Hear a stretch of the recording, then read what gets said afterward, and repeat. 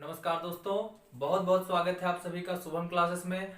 दोस्तों हम लोग केमिस्ट्री का अनसॉल्व पेपर सॉल्व कर रहे थे, जिसमें हम लोग ईयर 2019 का 4 सेट अभी तक सॉल्व कर चुके हैं। तो आज हम लोग सेट नंबर 5 सॉल्व करेंगे। बहुत ही मोस्ट इंपॉर्टेंट वीडियो ये आप लोगों के लिए है।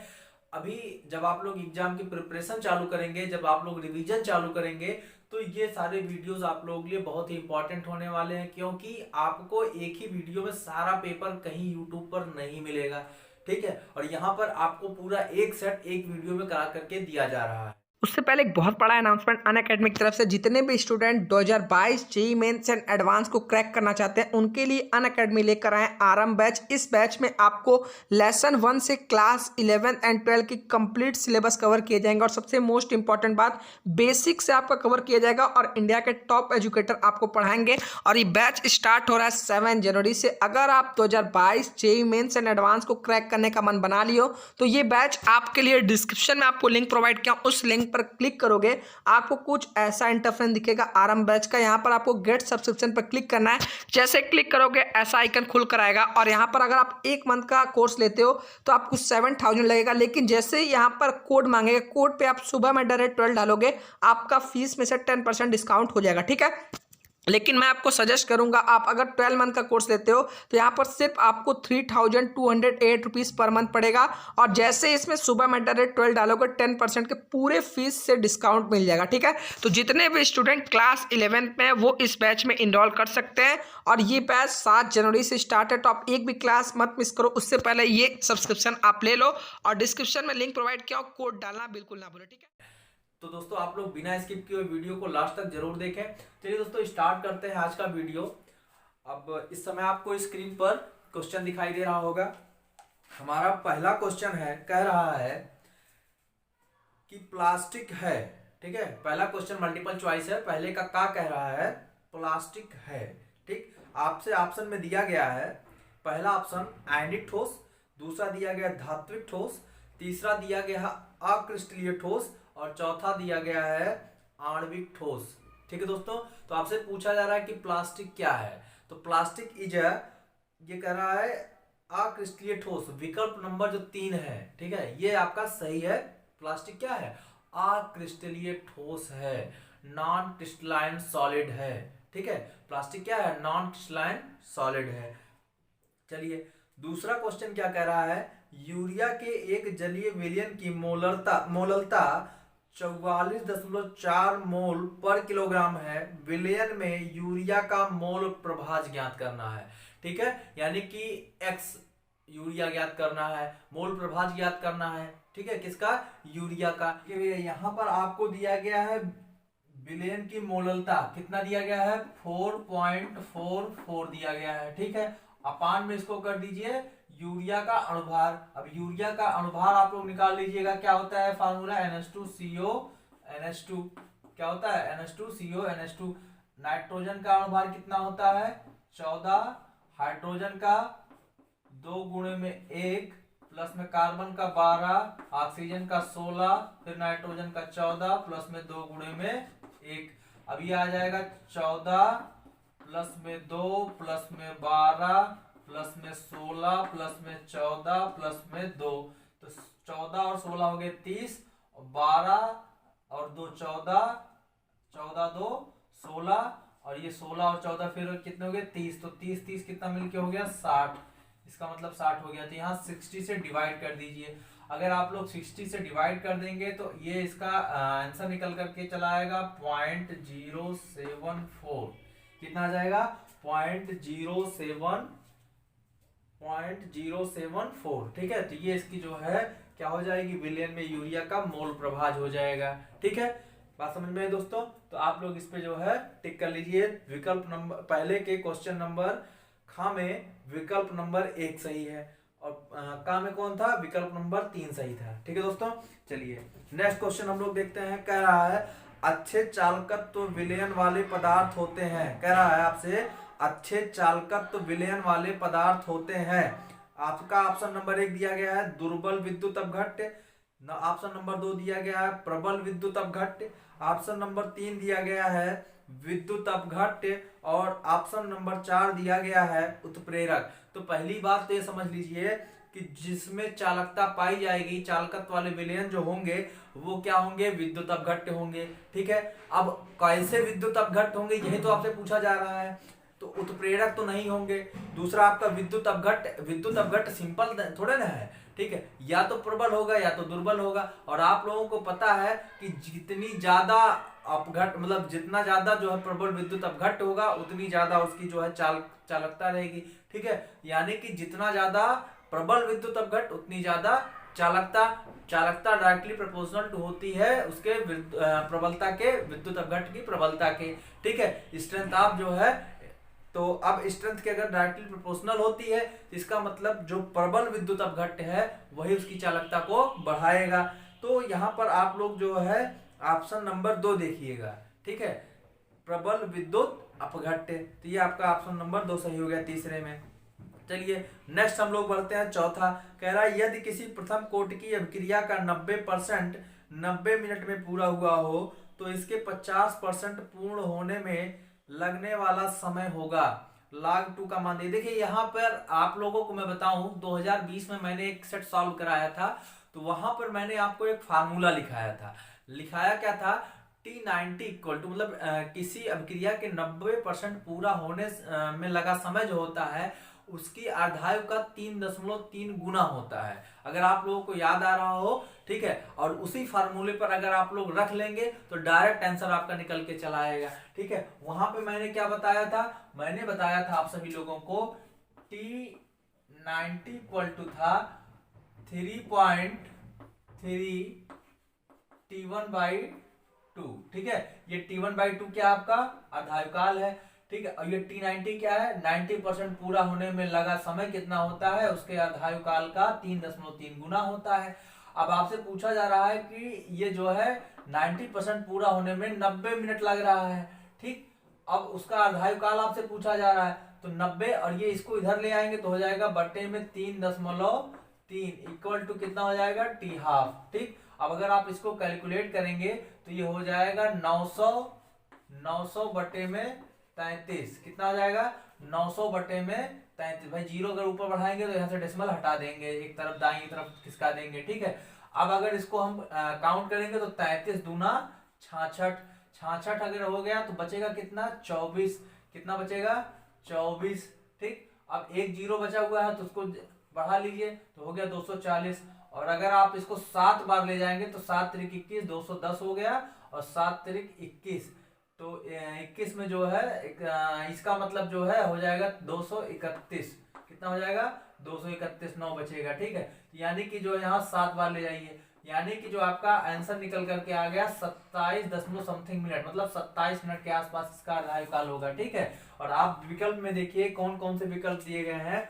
पहला विकल्प आपको दिया गया है 30 मिनट, दूसरा विकल्प दिया गया है 36 मिनट, तीसरा विकल्प दिया गया है 50 मिनट, और चौथा विकल्प क्या दिया गया है 27 मिनट का। ठीक है, तो आपका ऑप्शन नंबर 4 सही है। ठीक है, इसमें कुछ ज्यादा नहीं करना है, डायरेक्टली आप जो है जो प्रीवियस फार्मूला पढ़ा था उसी पे आप अप्लाई कर दीजिए कि 90% पूरा होने में अगर प्रथम कोट की अभिक्रिया है तो उसको जो है कितना समय लगता है, अर्धायु काल का 3.3 गुना लगता है। ठीक भैया, चलिए नेक्स्ट आपका क्या है, नेक्स्ट आपका है निम्न में से कौन NaNO2 प्लस HCl के साथ अभिक्रिया करके अल्कोहल देता है। ठीक है, तो आपसे एक दिया गया है NaNO2 प्लस HCl के साथ कौन क्रिया करके अल्कोहल देता है। तो दिया क्या गया है आपका, पहला है C6H5NH दूसरा आपका दिया गया है CH3 का होल ट्वाइस NH, और तीसरा आपका दिया गया है CH3NH2, और चौथा आपका दिया गया है C6H5NH2। ये आपको जो है 4 विकल्प दिए गए हैं। आइए हम लोग देख लेते हैं, उसके पहले हम लोग इसको मिटा लेते हैं। ठीक है, उसके पहले इसको हम लोग मिटा लेते हैं। बहुत ही ध्यान से देखिएगा, इंपॉर्टेंट है। ठीक है, हालांकि अगर आपको याद आ रहा हो तो ये रिएक्शन मैंने पहले करा रखी है, कई बार कराई गई है। ठीक है, कई बार कराई गई है। देखिए यहां पर कह रहा है NaNO2 और प्लस में क्या कह रहा है HCl। ठीक है, HCl के साथ किसकी क्रिया कराई है, जो आपका क्या दे दे, अल्कोहल दे दे। ठीक है। और आप सभी लोगों को पता है अगर इसकी हम पहले आपस में क्रिया करा दें तो यहाँ से Na और यहाँ से जो है Cl आपस में मिलकर के क्या बना लेगा, NaCl। क्या बना लेगा, NaCl। और यहाँ क्या हो जाएगा, HNO2 हो जाएगा। क्या हो जाएगा, HNO2। ठीक है। ऐसे आप लोग क्या बोलते हैं, नाइट्रस अम्ल। ठीक, आप सभी लोगों को पता है जो HNO2 होता है यह हमारे एलिफैटिक, ठीक है, किसका, एलिफैटिक प्राथमिक एमीन के साथ क्रिया करता है और अल्कोहल दे देता है। तो आप सभी लोगों को पता है कि एलिफैटिक एमीन इस विकल्प में कौन सा है आपका CH3NH2 यानी कि मेथिलएमीन। ठीक है। अब यह मेथिलएमीन के साथ क्या करेगा, क्रिया करेगा, CH3NH2 के साथ क्या करेगा, क्रिया करेगा। और क्रिया कर करके फिर क्या करेगा, HNO2। अभी जब ये क्रिया करेगा तो बना क्या देगा, आपका प्राथमिक अल्कोहल दे देगा, CH3OH दे देगा, CH3OH दे देगा। प्लस में आपका नाइट्रोजन निकल जाएगा और जो है जल बाहर हो जाएगा। ठीक है। तो आप सभी लोगों को पता है अच्छी तरीके से सारी रिएक्शन। तो यहाँ पर आप लोग टिक कर लीजिएगा मेथिल एमीन पर। ठीक है, विकल्प नंबर 3 पर, विकल्प नंबर 3 सही है। ठीक, चलिए अगला क्वेश्चन कह रहा है कैल्सीफेरॉल कहलाता है। ठीक है, क्या है, कैल्सीफेरॉल कहलाता है। बायोमॉलिक्यूल का क्वेश्चन है, विटामिन का क्वेश्चन है। ठीक है, आपसे पूछा जा रहा है कि कैल्सीफेरॉल किसका रासायनिक नाम है। तो भैया आप सभी लोगों को पता है। ठीक, तो विकल्प नंबर 1 दिया गया है विटामिन ए, विकल्प नंबर 2 दिया गया विटामिन बी, फिर विटामिन सी और विटामिन डी। तो आप लोगों को पता है विटामिन ए का रासायनिक नाम क्या होता है, रेटिनॉल होता है। क्या होता है, रेटिनॉल होता है। किसका, विटामिन ए का। अच्छा, विटामिन सी का क्या होता है, विटामिन सी का एस्कॉर्बिक अम्ल। क्या होता है, एस्कॉर्बिक अम्ल। ठीक है, एस्कॉर्बिक अम्ल हो गया। तो विटामिन डी का क्या होता है, विटामिन डी का होता है कैल्सीफेरॉल। भाई आपको एक शॉर्ट ट्रिक भी मैंने आप बताया था, अगर आपको याद आ रहा हो, डेका, DEKA। ठीक है, और इसका बताया था का टो ना रे। ठीक है, का मतलब कैल्सीफेरॉल, टो का मतलब टोकोफेरॉल, ना का मतलब नाइट्रोक्विनोन, रे का मतलब रेटिनॉल। ठीक है, ये चीज मैंने आपको बताई थी। तो इस तरीके से कैल्सीफेरॉल किसका नाम हो गया, विटामिन डी का। यानी कि यहाँ पर ऑप्शन नंबर 4 सही है। कौन सा ऑप्शन सही है, ऑप्शन नंबर 4। ठीक है दोस्तों, तो उम्मीद करते हैं पहला क्वेश्चन आप सभी लोगों को समझ में आया होगा अच्छे तरीके से। नेक्स्ट क्वेश्चन क्या कह रहा है, एक्स किरण विवर्तन अध्ययन द्वारा पता चलता है कि तांबा 3.608 इंटू 10⁻⁻8 कोष्ठिका कोर के साथ FCC एक कोष्ठिका के रूप में क्रिस्टलीकृत होता है। एक दूसरे तांबे के प्रयोग में तांबे का घनत्व 8.92 ग्राम पर सेंटीमीटर क्यूब ज्ञात किया गया। तांबे के परमाणविक द्रव्यमान ज्ञात कीजिए। ठीक है, तांबे का यहाँ पे क्या पूछा जा रहा है, एटॉमिक मास पूछा जा रहा है। ठीक है, परमाणविक जो है मास पूछा जा रहा है। तो आइए देख लेते हैं। ठीक है, सबसे पहले इसको हम लोग मिटा लेते हैं। और आप सभी लोगों को पता है कि FCC जालक में प्रति एकक कोष्ठिका परमाणुओं की संख्या कितनी होती है, 4। यानी कि Z कितना होता है, यहाँ पे 4 होता है। ठीक है, Z इक्वल टू कितना होगा, 4। ठीक, और क्या है, यहां पर मान दिया गया है, किसका किसका दिया गया है, D का मान दिया गया है 8.92 ग्राम पर सेंटीमीटर क्यूब दिया गया है। और क्या दिया गया है, तांबे, और यहां पर आपको दिया गया है Na। ठीक है, A की वैल्यू दी गई है। ठीक है, कितना दिया गया A की वैल्यू, 3.608 इंटू 10⁻⁻8 दिया गया है A की वैल्यू। ठीक है, Z की वैल्यू आपको पता ही है, आपने निकाल लिया है। ठीक, तो आपका जो है एक फार्मूला होता है M equal to D into में अवागाड्रो नंबर इंटू में ए का क्यूब बाई में जेड। ठीक, ये इस वैल्यू पे, इस फार्मूले पे आप लोग जो है वैल्यू रखिएगा, आपका आंसर निकल करके चला आएगा एन का। ठीक है, डी की वैल्यू इतना रख दीजिएगा। एन ए की वैल्यू कितनी होती है आप सभी लोगों को पता होना चाहिए। एन ए की वैल्यू, एन ए की वैल्यू होती है 6.02 इंटू 10 टू द पावर 23। ठीक है, कितना होता है, यह इतना होता है एवोगाड्रो नंबर की वैल्यू। और ए की वैल्यू कितनी है, इतना। इसका जो है क्यूब की कहा जा रहा है ना, इसका मतलब इसका कर दीजिएगा होल क्यूब। सॉरी, ये है आपका ए। ठीक है, इसका कर दीजिएगा होल क्यूब। और डी का मान तो यहाँ पर दिया ही गया, तो आप लोग इस फार्मूले पे वैल्यू को पुटअप करिएगा, आपका आंसर निकल करके चला आएगा। ठीक है, तो नेक्स्ट क्वेश्चन क्या कह रहा है, विलयन की मोलरता की गणना कीजिए जिसमें 5 ग्राम NaOH 450 ml विलयन में घुला हुआ है। ठीक है, कह रहा है उस विलयन की मोलरता की गणना कीजिए जिसमें 5 ग्राम NaOH 450 ml विलयन में घुला हुआ है। तो आइए देख लेते हैं। ठीक है, आइए देख लेते हैं। आप सभी लोगों को पता है, पहले हम NaOH के मोल की संख्या निकाल लेंगे।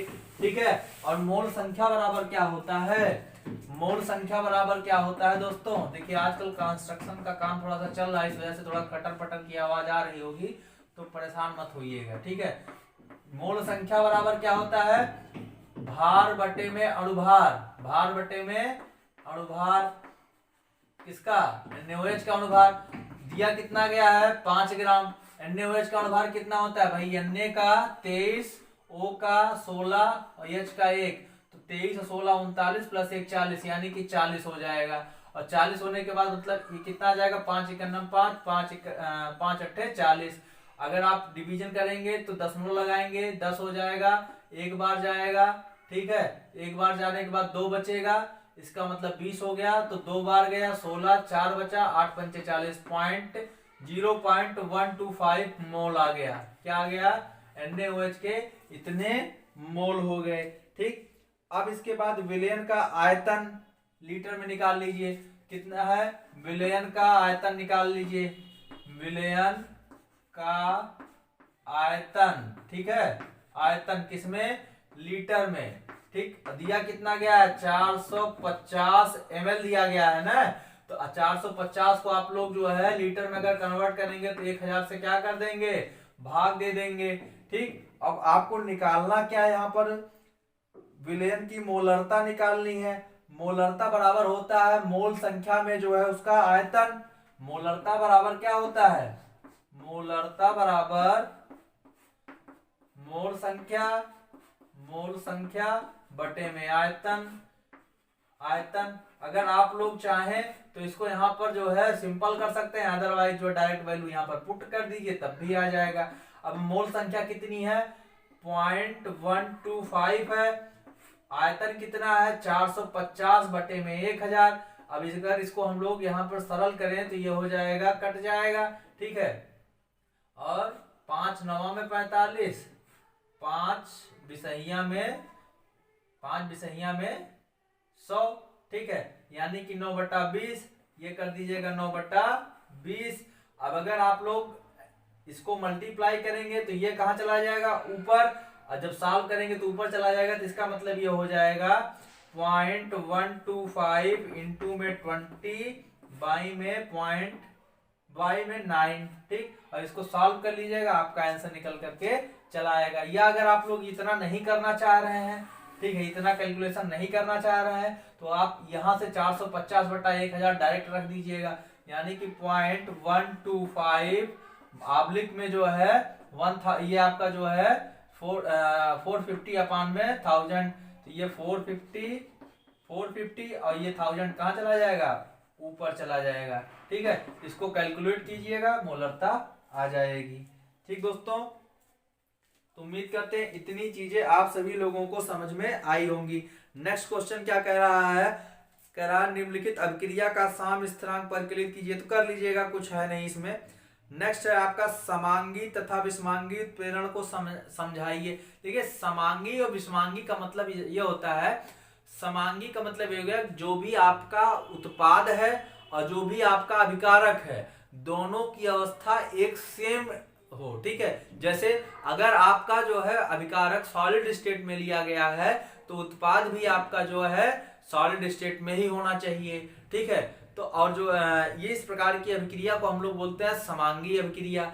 अब समांगी का क्या मतलब होता है कि अगर आपका अभिकारक सॉलिड है तो आपका प्रोडक्ट लिक्विड या गैस हो जाए, मतलब जिस कंडीशन में आपका अभिकारक था उस कंडीशन में उस स्टेट में आपका जो है उत्पाद ना हो। उत्पाद और अभिकारक का स्टेट अलग अलग हो तो वो विषमांगी हो जाएगा। ठीक है दोस्तों, तो इस तरीके से क्वेश्चन नंबर 1 का जो है घा भी कंप्लीट होता है। तो क्वेश्चन नंबर 2 जो है आपका समाप्त होता है। अब हम लोग बढ़ते हैं क्वेश्चन नंबर 3 की तरफ। क्वेश्चन नंबर 3 में क्या कह रहा है, किसी ताप पर शुद्ध बेंजीन का वाष्प दाब 0.8050 बार। अच्छा, यहाँ पर एक करेक्शन कर लीजिएगा, आपका वाष्प दाब जो रहेगा 0.850 बार रहेगा। ठीक है, 0.850 बार है। कह रहा है 0.5 ग्राम अवाष्पशील विद्युत अनपघट्य ठोस को 39 ग्राम बेंजीन कह रहा है जिसका मोलर द्रव्यमान कितना है 78। ठीक है, 39 ग्राम बेंजीन मोलर द्रव्यमान 78 ग्राम पर मोल में घोला गया। कह रहा प्राप्त विलयन का वाष्प दाब 0.845 बार है। ठोस का मोलर द्रव्यमान ज्ञात करना है। क्या ज्ञात करना है? ठोस का मोलर द्रव्यमान ज्ञात करना है। तो आइए इसको भी हम लोग देख लेते हैं। ठीक है, सिंपल सा है, कुछ भी नहीं है इसमें, जो है क्वेश्चन में दम जरा भी नहीं है, बहुत ही सिंपल है। ठीक, और अगर आप लोग मेहनत करेंगे तो और भी चीजें सरल होती चली जाती हैं। चलिए, यहाँ पर दिया क्या क्या गया है ये पहले हम लोग ये देख लेते हैं। इस क्वेश्चन में आपको दिया गया है P1 नॉट दिया गया है। ठीक, तो आइए देख लेते हैं। P1 नॉट इक्वल टू कितना दिया गया है 0.850 दिया गया है बार। ठीक, फिर इसके बाद दिया गया है P1 इक्वल टू कितना दिया गया है 0.845 बार दिया गया है। ठीक, और क्या दिया गया है W2 दिया गया है। W2 कितना दिया गया है 0.5 ग्राम दिया गया है। और क्या दिया गया है आपको यहाँ पर M1 दिया गया है। सॉरी, पहले W1 भी दिया गया है। W1 कितना दिया गया है 39 ग्राम दिया गया है। 39 ग्राम दिया गया है। M1 कितना दिया गया है? M1 दिया गया है 78 ग्राम पर मोल। ठीक है, इतनी चीजें आपको दी गई हैं। अब आपसे कहा क्या जा रहा है ठोस का मोलर द्रव्यमान यानी कि M2 ज्ञात करना है। क्या ज्ञात करना है? M2 ज्ञात करना है। और आप सभी लोगों को पता है P1 नॉट माइनस P1 अपान में P1 नॉट इक्वल टू होता है W2 इंटू में M1 बाई में जो है आपका M2 इंटू में W1। ये फार्मूला आप सभी लोगों को पता है। यहां से आप लोग जो है P1 नॉट माइनस P1, तो ये P1 नॉट और ये P1, तो अगर आप वैल्यू रखेंगे तो इसका अंतर कितना आ जाएगा? इसका अंतर आ जाएगा 0.005। ठीक है, आवलिक में कितना आ जाएगा? ये W2 की वैल्यू कितनी है आपका ये दिया गया है। M1 की वैल्यू 78, M2 की वैल्यू निकालना है। W1 की वैल्यू आपको दी गई है, W1 की वैल्यू 39। ठीक है, तो ये सारी चीजें अगर आप लोग वैल्यू को पुट करेंगे तो आपका आंसर निकल करके चला आएगा। बात समझ में आई? तो आप लोग जो है अगर चाहें तो एक बार इसका स्क्रीनशॉट ले लीजिएगा और इसको सॉल्व कर लीजिएगा। ठीक है, चलिए नेक्स्ट क्वेश्चन की तरफ हम लोग बढ़ते हैं। कह रहा है निम्नलिखित पर संक्षिप्त टिप्पणी लिखिए। सीसा संचायक सेल, ठीक है, और क्या है मानक इलेक्ट्रोड विभव। तो सीसा संचायक सेल बेसिकली कहाँ यूज होता है? आपके जो है जो गाड़ियां होती हैं उनके उसमें जो है मोटर वाहन में यूज होता है। और दूसरा इसके बाद जो है इसको हम लोग इन्वर्टर वगैरह में यूज करते हैं। ठीक है, नेक्स्ट है आपका कह रहा है मानक इलेक्ट्रोड विभव पूछा जा रहा है। ठीक है, तो मानक इलेक्ट्रोड विभव क्या होता है आइए देख लेते हैं। नेक्स्ट है मानक इलेक्ट्रोड विभव। तो मानक इलेक्ट्रोड विभव कैसे कहते हैं? किसी धातु की छड़ को 25 डिग्री सेंटीग्रेड ताप पर एक मोल धातु आयन सांद्रता के विलयन में डुबाने पर विलयन और धातु के मध्य उत्पन्न हुआ जो विभवांतर होता है उसे ही हम मानक इलेक्ट्रोड विभव कहते हैं या मानक इलेक्ट्रोड विभवांतर कहते हैं। इसको हम लोग E0 से प्रदर्शित करते हैं। देखिए मानक इलेक्ट्रोड विभव का मतलब क्या हुआ, धातु की छड़ को 25 डिग्री सेंटीग्रेड ताप पर एक मोल धातु आयन सांद्रता के विलयन में डुबाने पर, ठीक है, जब डुबाया था तो विलयन और धातु के जो मध्य उत्पन्न जो विभवांतर होता है उसी को हम लोग क्या बोलते हैं, मानक इलेक्ट्रोड विभव बोलते हैं। यानी कि जिसमें डुबोया जा रहा है उस विलयन का जो विभव होगा और जो छड़ है उस छड़ का जो विभव होगा, दोनों के विभव के जो बीच का अंतर होगा उसी को हम लोग क्या बोलते हैं, मानक इलेक्ट्रोड विभव बोलते हैं, जिसको हम लोग E0 से रिप्रेजेंट करते हैं। बात समझ में आई। चलिए ये तो आपका हो गया क्वेश्चन नंबर 3 का खा का दूसरा वाला सेक्शन। ठीक है, अब गा क्या कह रहा है, अधिशोषण और अवशोषण के अंतर को स्पष्ट कीजिए। देखिए अवशोषण क्या होता है, अधिशोषण क्या होता है। अधिशोषण का मतलब होता है एडजॉर्प्शन, अवशोषण का मतलब होता है एब्जॉर्प्शन। अधिशोषण कहां से होता है, उसकी ऊपरी सतह से होता है, और अवशोषण कहां होता है, संपूर्ण भाग में होता है। फिर नेक्स्ट चीज क्या है, जो अधिशोषण होता है, अधिशोषण जो होता है वह उसकी गति धीरे धीरे कम होती जाती है, लेकिन अवशोषण की गति समान रहती है। ठीक है, यहां पर मैंने आपको जो है कुछ एक पॉइंट लिख दिया है, आप लोग इसका स्क्रीनशॉट ले लीजिए। ठीक है, कह रहा है इसमें पदार्थ केवल पृष्ठ पर सांद्रित होता है तथा अधिशोषक की सतह से स्थूल में प्रवेश नहीं करता। कह रहा है इसमें पदार्थ पूरे समूह है, ठीक है, पूरे स्थूल कह दीजिए, पूरे स्थूल में समान रूप से फैला है या समान दर से संपन्न होती है। इसका मतलब इसका रेट कहीं चेंज नहीं होता अवशोषण का, और अधिशोषण का क्या होता है, जब तक कंसंट्रेशन ज्यादा तब तक उसका रेट ज्यादा, जैसे जैसे कंसंट्रेशन कम वैसे वैसे उसका रेट कम। बात समझ में आई। तो तीसरे का गा भी हो गया। चलिए तीसरे का घा क्या कह रहा है, क्लोरीन के ऑक्सी अम्लों की संरचना दीजिए। तो भैया क्लोरस, हाइपोक्लोरस, क्लोरिक, ये सारे अम्ल जो है क्लोरीन के हमने आपको जो उसकी संरचना बना करके जो है समझाया है, वीडियो में सब कुछ किया गया है, तो आप लोग जाकर के वहां देख सकते हैं, कोई दिक्कत नहीं, प्लेलिस्ट में आपको जो है लिंक अवेलेबल हो जाएगा। चलिए अच्छा, इस क्वेश्चन पेपर का पीडीएफ आप सभी लोगों को वीडियो के डिस्क्रिप्शन बॉक्स में मिल जाएगा। ठीक है, वीडियो के डिस्क्रिप्शन में अगर आप लोग जाएंगे तो यहाँ पे इस क्वेश्चन पेपर का पीडीएफ भी आपको प्राप्त हो जाएगा। ऐसा नहीं कि आप लोगों को बार बार परेशान होना है, या आप लोग स्क्रीनशॉट भी ले सकते हैं। ठीक, चलिए नेक्स्ट क्वेश्चन क्या कह रहा है, परिवर्ती, क्वेश्चन नंबर 4 का है, परिवर्ती ऑक्सीकरण अवस्थाओं से क्या समझते हैं, इसे संक्रमण तत्वों के संदर्भ में समझाइए।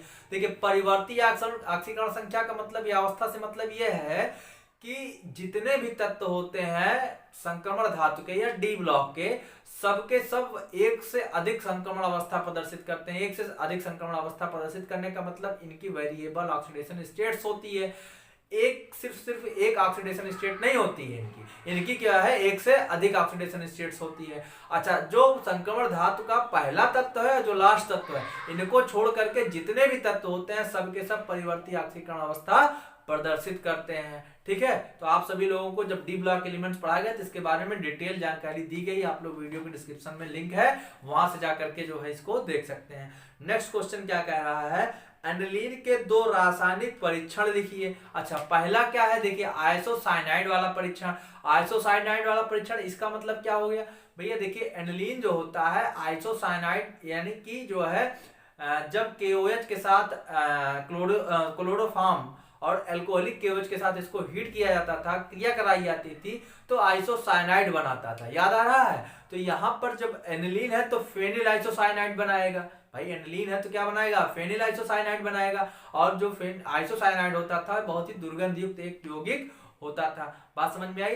दूसरा जो है आपका ये जो एनिलीन है, एनिलीन ब्रोमीन जल के साथ क्रिया करके क्या बनाता है, 2,4,6 ट्राइब्रोमो एनिलीन बनाता है। क्या बनाता है, 2,4,6 ट्राइब्रोमो एनिलीन बनाता है।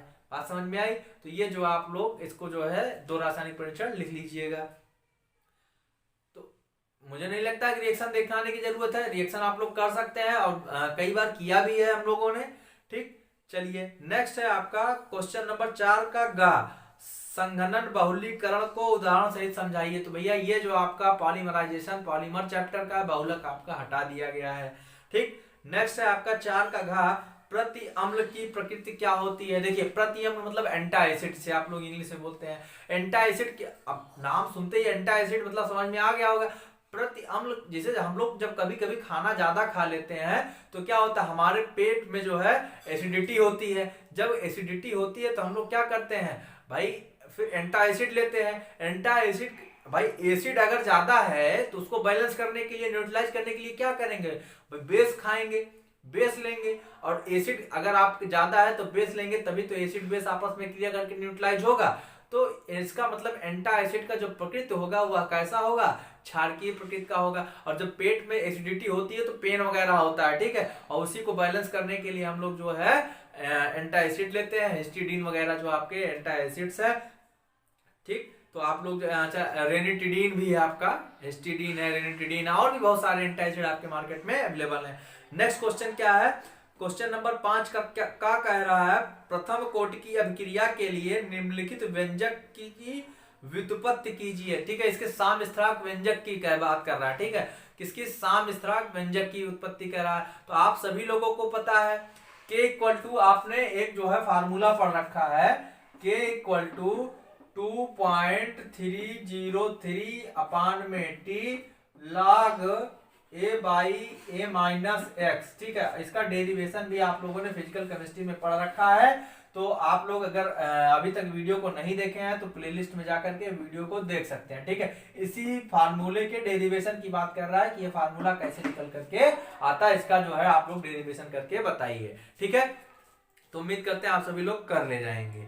चलिए नेक्स्ट क्वेश्चन क्या कह रहा है, जिंक ब्लेड से जिंक के निष्कासन में भर्जन और अपचयन क्रिया की रासायनिक समीकरण लिखिए। ठीक है, तो ये जो आपका सिलेबस है अब की बार हटा दिया गया है। नेक्स्ट क्वेश्चन कह रहा है, निम्नलिखित का आईयूपीएससी पद्धति में नाम लिखिए। कुछ इनऑर्गेनिक कंपाउंड्स लिखे गए हैं जिसका आपसे आईयूपीएससी नाम पूछा गया है। तो आइए देख लेते हैं इन सभी लोगों को। ठीक है, तो पहले इसको हम लोग साफ कर लेते हैं। पहला जो है आपका है AgNH3 का होल ट्वाइस Cl। क्या है, AgNH3 का होल ट्वाइस, NH3 का होल ट्वाइस, और क्या दिया गया है, Cl। ठीक है, ये आपका दिया गया है AgNH3 का होल ट्वाइस Cl। इसका आपसे जो है पूछा गया है आईयूपीएससी नाम। देखिए यहाँ पर पहले क्या करेंगे, एमीन का नामकरण कर लीजिए। तो कितने एमीन है, 2, तो कर लीजिए डाई एमीन, डाई एमीन। फिर क्या है, सिल्वर है, ब्रैकेट के अंदर जितने, पहले इसका नाम लिखना है ना, सिल्वर। सिल्वर क्या है आपका जो है, डाई एमीन सिल्वर आपका फर्स्ट है।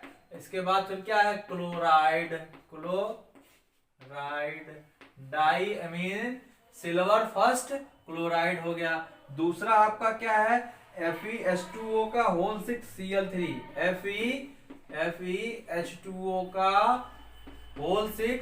ठीक है, और इसके बाद क्या है, Cl3, Cl3। अब देखिए यहां पर क्या है, पहले हम लोग किसका करेंगे, ये जल का। ठीक है, तो जल को हम लोग क्या बोलते हैं, एक्वा, और कितना है, 6, तो हो गया hexa, hexa aqua, hexa aqua. अब क्या है आपका, हेक्सा एक्वा के बाद यहां पर ब्रैकेट के अंदर आयरन, क्या है, आयरन, हेक्सा एक्वा आयरन। ठीक है, हेक्सा एक्वा आयरन, और कितना यहां पर, थर्ड, आयरन थर्ड। फिर क्या है, क्लोराइड, क्लोराइड। बात समझ में आई, hexa aqua iron third, chloride हो गया। अब नेक्स्ट क्या है, PtNH3 का होल ट्वाइस Cl2। क्या है, PtNH3 का होल ट्वाइस, NH3 का होल ट्वाइस Cl2। अब ब्रैकेट बंद कर दीजिए। अब यहां पर अगर आपसे पूछा जा रहा है तो यहां पर देखिए, यहां पर ब्रैकेट के अंदर दोनों है। ठीक है, अब इसका लिखने के लिए डाई एमीन डाई क्लोरो। ठीक है, डाई एमीन डाई क्लोरो पहले लिखा जाएगा, डाई एमीन, एमीन का हो गया। फिर इसके बाद क्लोरीन का करेंगे तो हो जाएगा क्या, डाई क्लोरो, डाई अमीन के बाद क्या हो जाएगा, डाई क्लोरो। अब क्या बचा, प्लेटिनम बचा, और यहां पर कितना है, Cl2 है ना, तो 2 4, ठीक है। तो प्लेटिनम सेकेंड, ठीक है, रोमन अंकों में। चलिए नेक्स्ट क्या कह रहा है, K3, फिर इसके बाद ब्रैकेट Cr, Cn का होल 6, ठीक है। अब देखिए अगर इसमें आपसे पूछा जाए तो इसका हो जाएगा, देखिए पहले हम लोग ब्रैकेट के बाहर ये धनायन बनाएगा ना भाई, ये कितना क्या बनाएगा, ये सब ये ऋणायन बना रहा था, ऋणायन बना रहा था, ठीक है। ये क्या बनाएगा, धनायन। तो सबसे पहले हम लोग इसी का कर लेते हैं, ठीक है। क्या हो जाएगा, पोटेशियम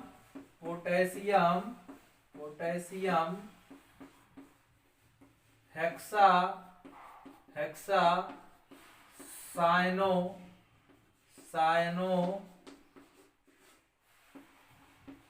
क्रोमेट, कितना है यहाँ पर 3 है, तो यहाँ पर 3rd, ठीक है। तो ये जो है चारों आपके आईपीएससी नामकरण हो गए। आप लोग चाहें तो इसका स्क्रीनशॉट ले सकते हैं। नेक्स्ट क्वेश्चन क्या कह रहा है, रासायनिक समीकरण देते हुए स्पष्ट कीजिए कि क्लोरोबेंजीन से निम्नलिखित यौगिक को कैसे बनाया जाए।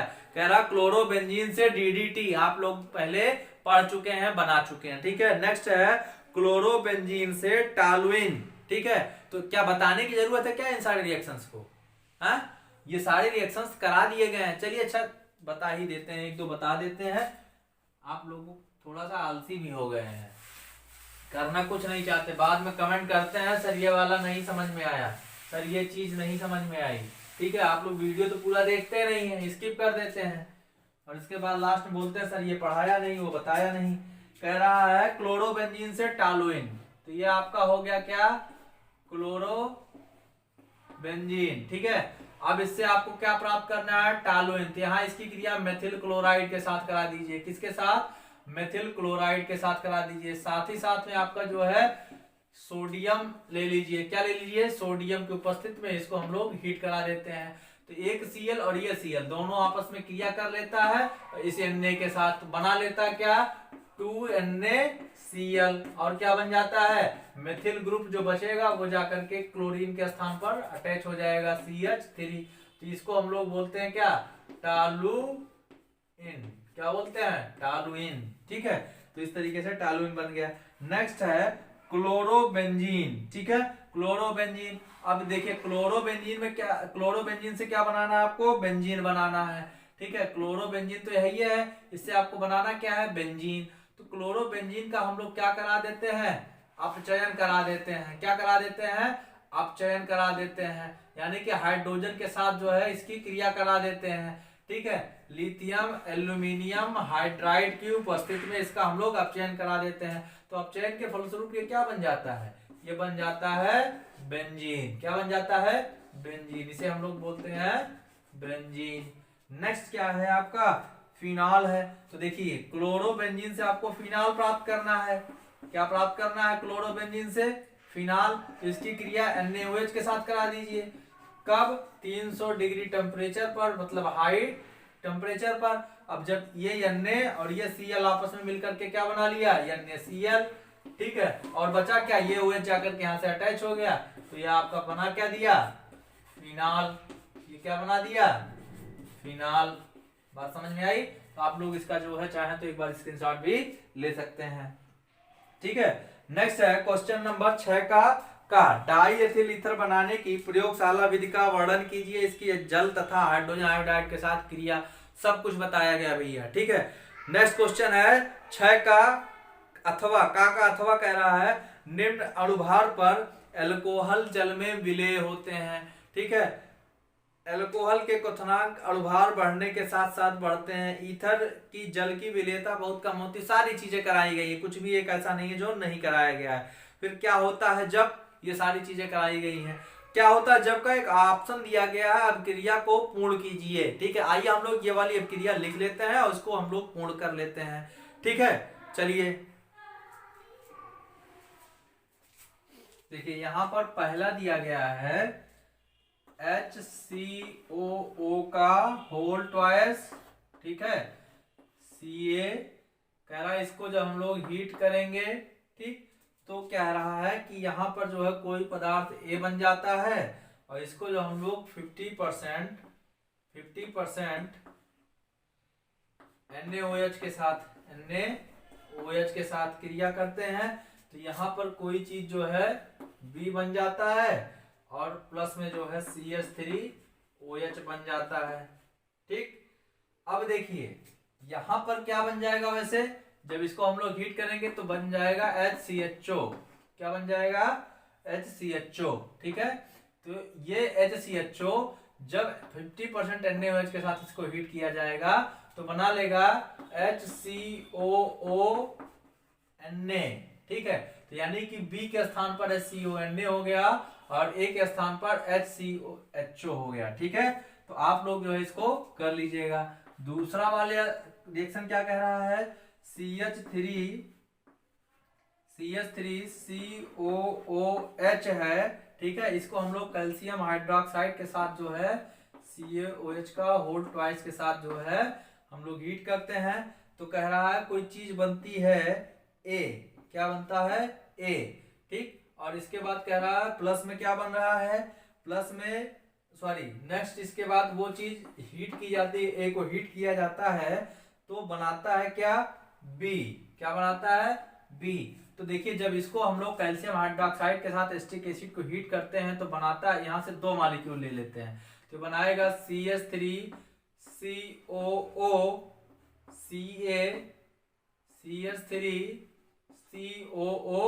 ठीक है, ये बन जाएगा। अब इसको जो हम लोग फिर से क्या करेंगे, हीट करेंगे।